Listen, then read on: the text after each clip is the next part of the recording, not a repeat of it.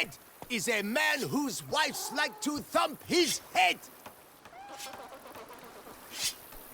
And what do you get for all that work?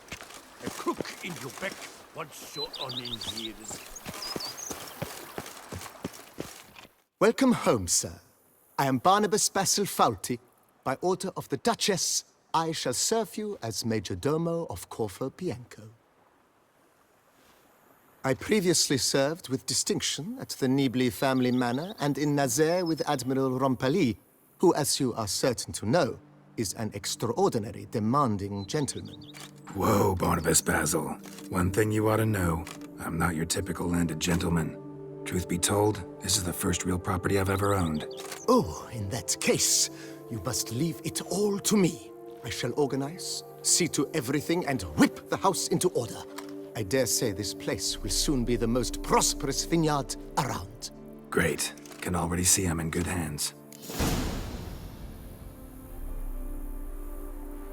Vineyard comes across as a place with a rich history. Know who owned it before me? Baron Rossel, who went bankrupt, forcing him to sell the estate to the Duchess. The Baron, in turn, had purchased it from Monsieur Bolius of the Headsman, a truly colorful man of Kedweni origin. He was actually a headsman? No, not him, but his great-great-great-great-grandfather. Indeed. Apparently, he was a common cutpurse who somehow secured for himself the post of ducal headsman in Beauclair. Went about his work with an exceptional penchant. They say he chopped off more heads than there are grapevines in the ducal vineyards. He never hesitated, not once. Never sliced unevenly, never botched a job. For his exemplary service, the Duke granted him a title and this estate. Monsieur Bolius, on the other hand, was an engineer in his younger years. Once retired, he settled here and took to producing wine. Sadly, misfortune struck and he lost his sense first of smell, then of taste. Additionally, he could not drink alcohol. His medic forbade it. Shame that. He gave up making wine? Not at all. He made even more of it. Began throwing wild balls to which he'd invite friends from far and wide in order to treat them to his wine and delight in the fact that at least someone could enjoy it. It's the sort of man he was, Monsieur Bolius. Mind giving me a little tour de Corvo Bianco? Not in the least. Follow me, please. I think it would be practical to begin on the hill.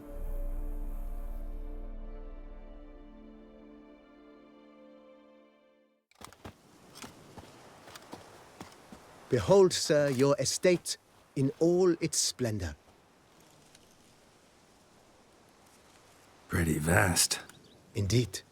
And now, sir, allow me to show you a handful of interesting details. Follow me, please. Been a major domo all your life? Yes, I come from a long line of major domos. My father was a major domo, as was my grandfather before him, as was my great-aunt. In fact, she was the one to start the tradition. Great-aunt? A hard woman. It is said that already as a child, she knew where she was going and went there. When she arrived in Beauclair, she signed on as a chambermaid at one of the vineyards, then slowly worked her way up to major domo. She dragged the rest of the family up the same path. Diddly snaps! My back aches something horrid!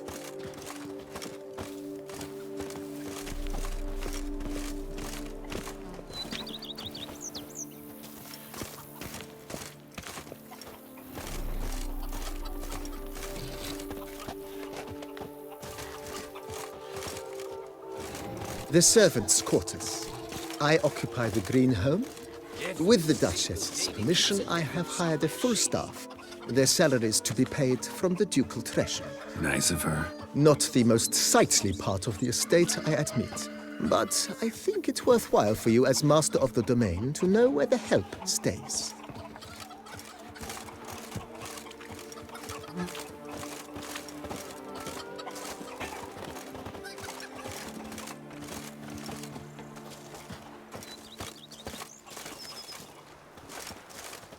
Baron Rossel ordered the vines in this part of the estate uprooted and olive groves planted in their place.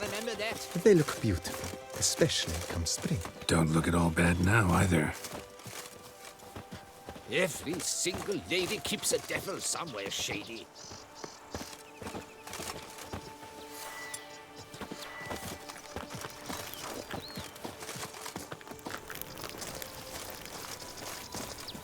If they would just take to work as they take to dance and drink.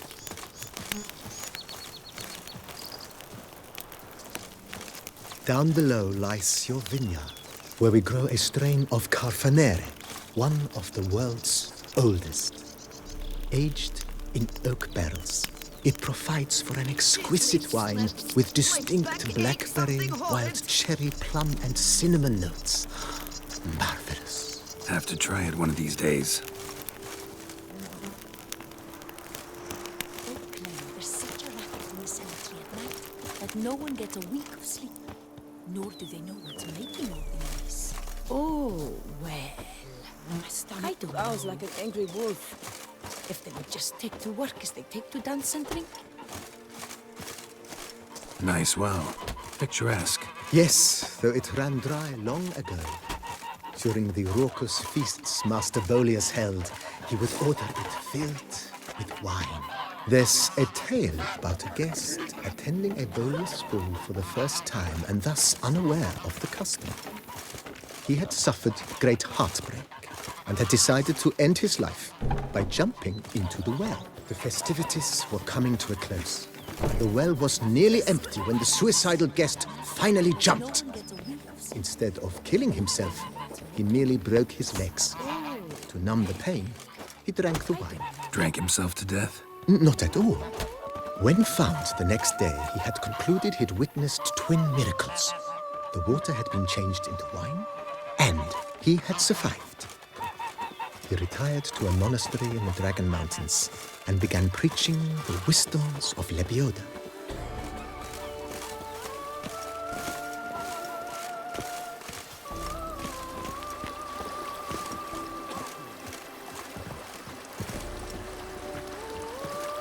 If they would just take to work as they take to dance and drink.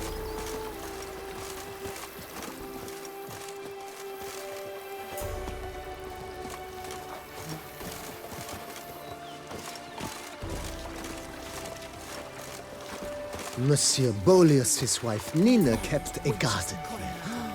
A supremely lovely place it was. Bit neglected now. I agree. Yet nothing stands in the way of restoring it to its former glory, and once again planting it with herbs and other vegetation.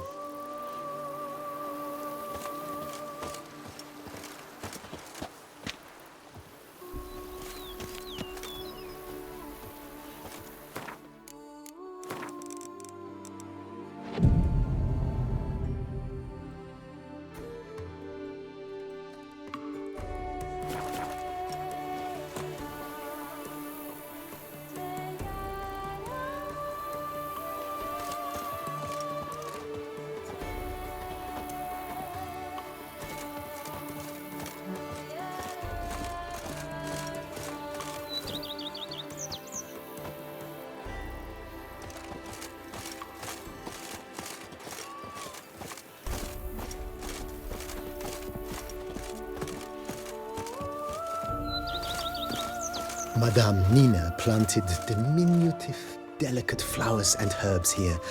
One might say their aroma still hangs in the air. You're quite the romantic, Barnabas Basil.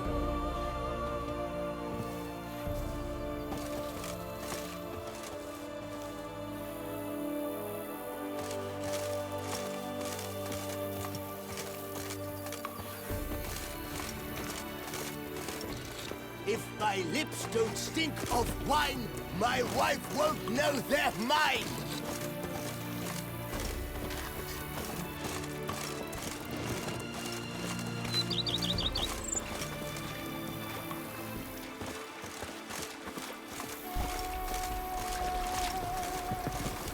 Our knights errant? Here, kitty, They're so kitty. heroic. We had to summon a witcher to do their work. Meow.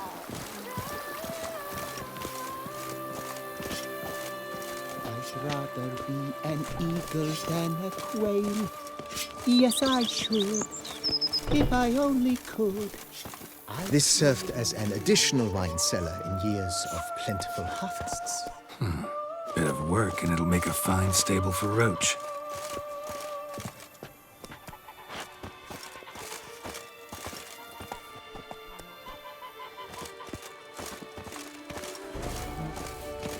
Every single lady keeps a devil somewhere shady.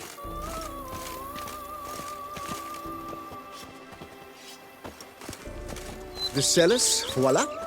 During Monsieur Bolis's time, wine was kept here, but Baron Rossel used it to store olive oil as well. I took the liberty of cleaning up the mess, which... I made while fighting the Bruxa. Thanks, Barnabas Basil. Appreciate it.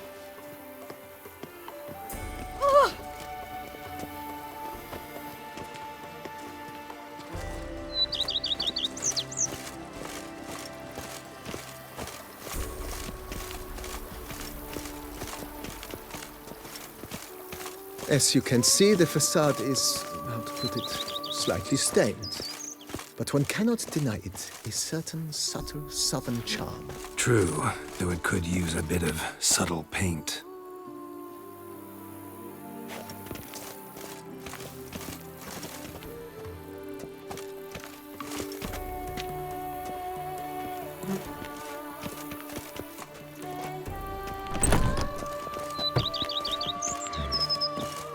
And welcome inside.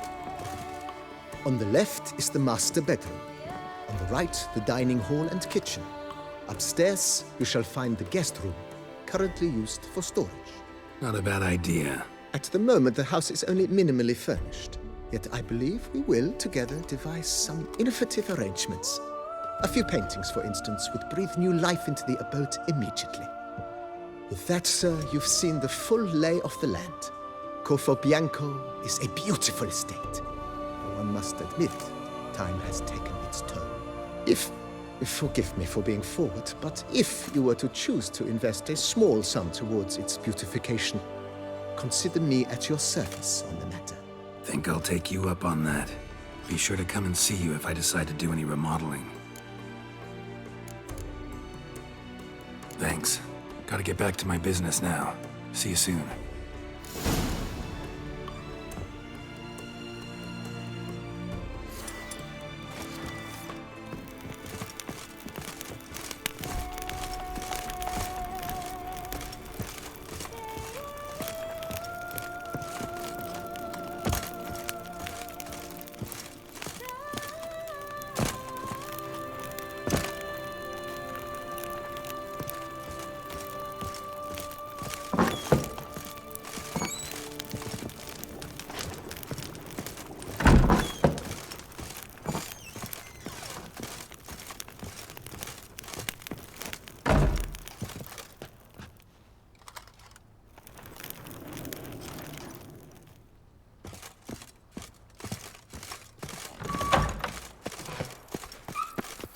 Diddly snaps! My back aches something horrid!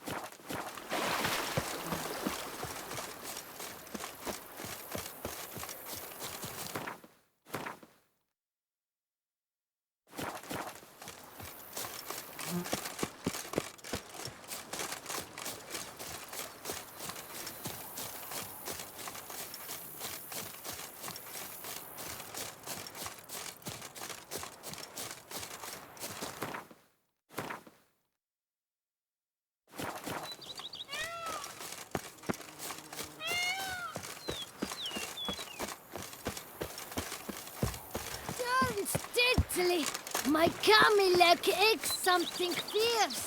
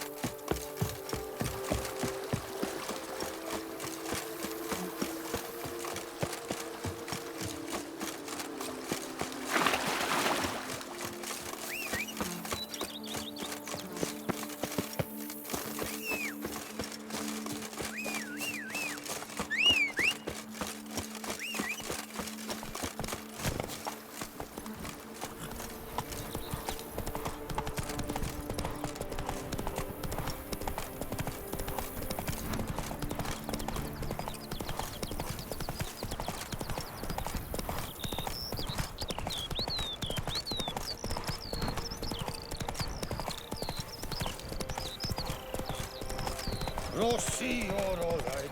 You heard me.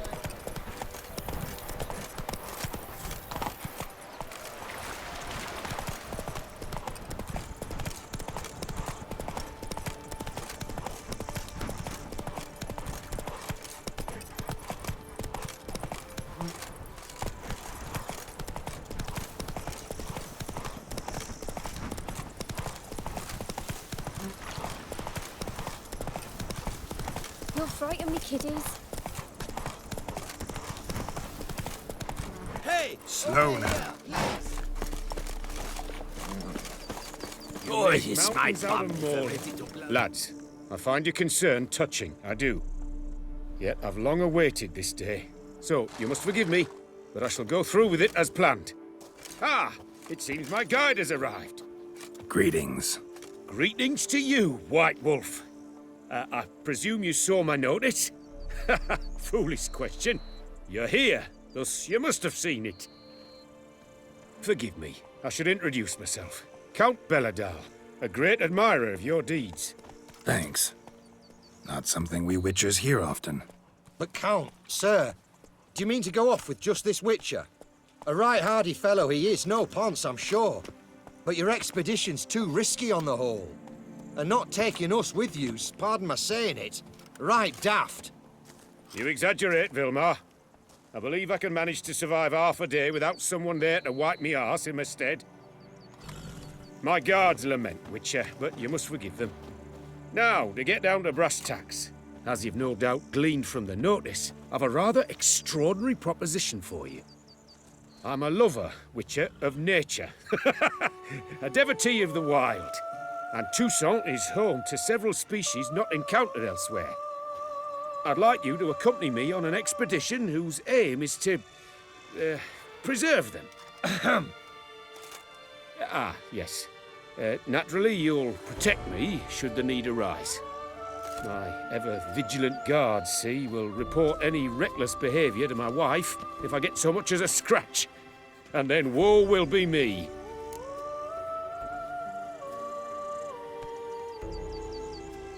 Need some details before I can say anything. Where are we going? What am I supposed to do exactly? In the roundest terms, we shall admire the local flora and fauna. And while we do, I might preserve a thing or two. Preserve? Of this device, see, the Parastisomac. It captures, likenesses. A paracesta what? It's like a movable megascope, capturing moments, transforming them into illusions, based upon which I then paint a painting. So, you want me with you, looking at animals and flowers and... Well, that's more or less what it amounts to, yes. Except you will first have to track down the creatures I wish to capture. I know only the very approximate locations of their habitats. Well, and should any trouble arise, we'll have your sword at the ready, right? So, agreed? Doesn't seem hard. Be glad to do something pleasant for a change. Sublime. In that case, here's your map. Before coming here, I dispatched requests to several local hunters. They located the habitats of the species of interest to me and marked out their ranges on the map. Good thinking. It'll save us some time. Won't need to track. Ready to go? Yes, let's. The light seems perfect just now.